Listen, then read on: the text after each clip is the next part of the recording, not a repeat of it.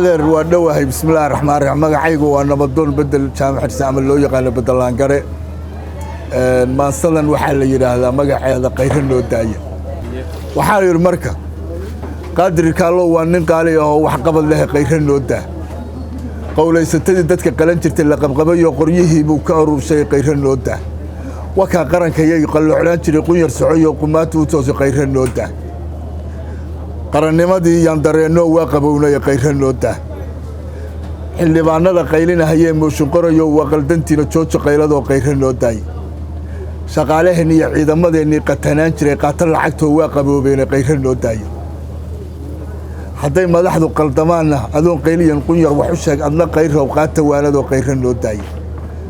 maxaabiistii qaaradaha jirtay la soo qaadiyo qayb dhan buu dalka keenay qayr loo daay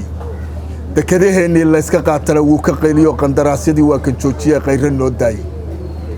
rag ninkay isqabtaan oo waddadaa qoran qaadi waayana intuu qorof suro iyo qadaadka iyo qoorta soo qaban qar ka tuuraya qayr loo daay oo siyaasaddu dee mar bay legdantaa intaasoo qodob oo la qaayabo qayr leeyahay yaan ku qaadanay qayr loo daay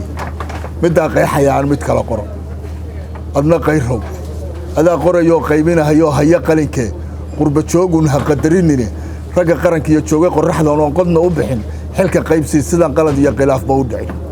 qurba jooguhu quwaaxu helo qaaradiisii iyo la qabanoo taarku ku qoran kaala qaban maayo qayr ma ogta qorrax jooguhu qayb wuxuu helas dad qaraaba ayaa la quudan oo qolka ugu tagay qayr ma ogta nin qaxood wuxuu yiri mahmaa qaaliya aan qutumiye niman qaybin jiray hadduu qaybiyo niman qadi jirin yaa markaa qaday qayr ma ogta nin qaxootiyay oo qurbaha tagay oo qaraab helay markuu soo noqdo annagoo qatan iska qaatana nama qabatay qayrow naga daa qayra buuloon qaab dagaal iyo qorshe garanayn wax ma qaban kare ragga qaraxyada ka hortagi kara meesha lagu qariyo qoys walbaba garan qayrow meelee qaranku hadigay nin kastaaba wuxuu qaban karaa loo qadariyaa qayrow ma ogtahay salaadiinta qaaliga ah ee dhisay qarankiyo abwaankaygaan qaylinahay qaaqda ku hayaba inaad qaado wax u qabataan ka rabnaayay qayrow ma ogtahay burti qaali oo qiimo badan baan maanta ku qoray qaado hadalkaas oo qalbiga gali qaadirka lowna qayr loo daa horta saas ah yaadeen ma dhamaatay waxaan rabaa mid kale oo ka dambeysay inaan idin alifo oo iyadana idin sheego oo qayr ku saabsan